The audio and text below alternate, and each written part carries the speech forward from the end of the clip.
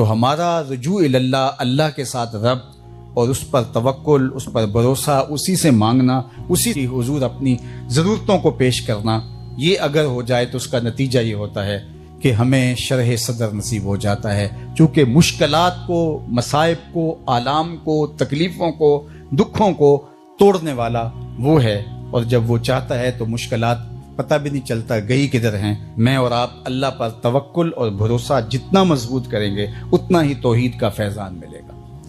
آج بحیثیت مجموعی ہمارا توکل بہت کمزور ہو گیا ہوا ہے، اور اللہ تعالیٰ جل شانہ سے تو بلکہ آج کل مانگنے کا ہمارا انداز بھی بہت کمزور ہو گیا ہے۔ ہم اسباب پہ بہت زیادہ توجہ رکھتے ہیں، جب بھی کوئی مشکل آتی ہے تو اس مشکل کو ٹالنے کے لیے زیادہ تر اس کے جو ظاہری اسباب ہیں ہمارا فوکس وہی ہوتا ہے اور اس کی طرف دوڑتے ہیں۔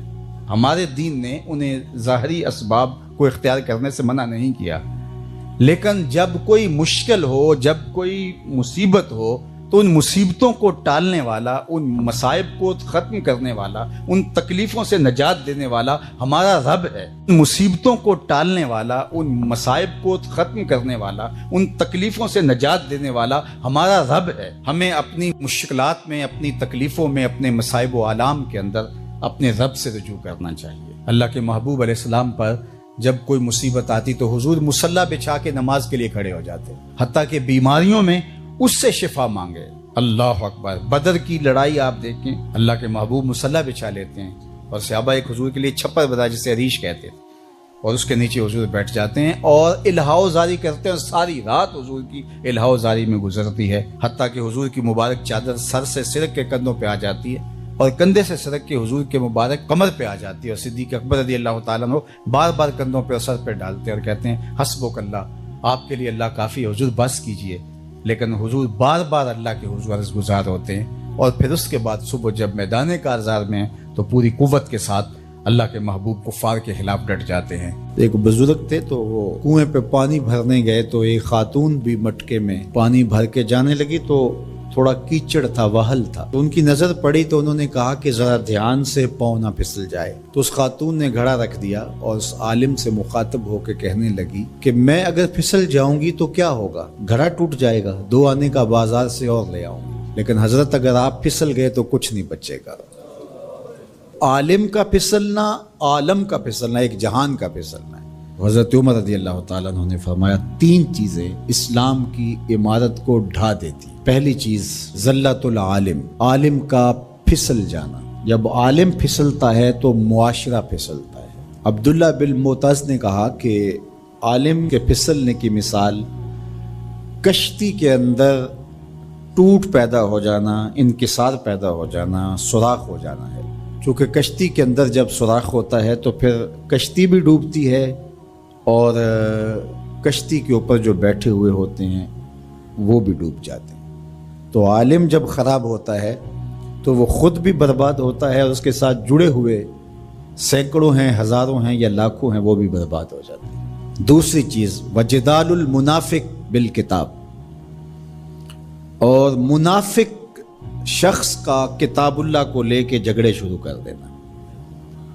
منافقین جن کے اندر نفاق بھرا ہوا ہے وہ مفسر بن جائیں، وہ قرآن لے کے بیٹھ جائیں اور لوگ ان کے فالوور بن جائیں اور وہ لوگوں کو گمراہ کر رہے ہو۔ جب کسی قوم کے اندر منافق منبر و محراب کے مالک بن جاتے ہیں اور وہ قرآن سے لے کر مجادلے کر رہے ہوتے ہیں تو قومیں برباد ہو جاتی ہیں۔ اور آج آپ دیکھ لیں، آج سوشل میڈیا کے اوپر ایسے ایسے مکروہ لوگ بیٹھے ہوئے ہیں جو قوموں کے اندر بگاڑ اور تفریق کی بدکاری میں کوئی کسر نہیں چھوڑ رہے اور قومیں برباد ہو رہی ہیں۔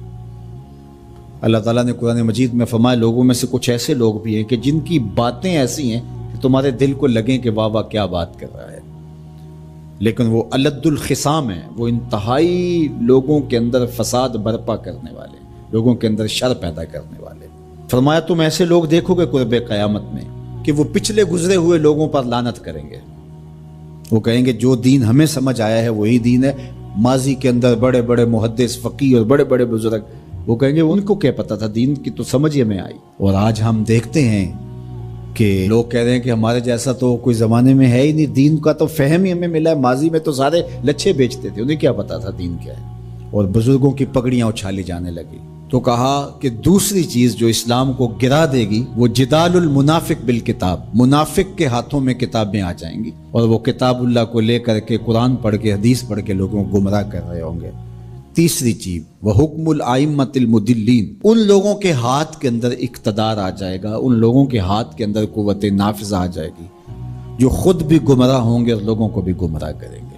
جب یہ تین چیزیں ہو جائیں، حضرت عمر نے فرمایا تو اسلام کی عمارت ڈھا دی جائے گی۔ جب فتوے حکمرانوں کی مرضی کے مطابق دیے جائیں گے اور وہ اپنی خواہش کے مطابق فتوے کا معیار طے کریں گے تو پھر نتیجہ وہی ہوگا جو اس وقت پوری دنیا کے اوپر مسلمانوں کا ہو گیا۔ اور آج اسلام دنیا کے اوپر غریب الوطن ہے، ایسا غریب الوطن کوئی نہیں ہے جیسا غریب الوطن اسلام ہے۔ 56-57 اسلامی ملکوں کے اندر بھی اسلام کو کہیں جائے پناہ نہیں مل رہی۔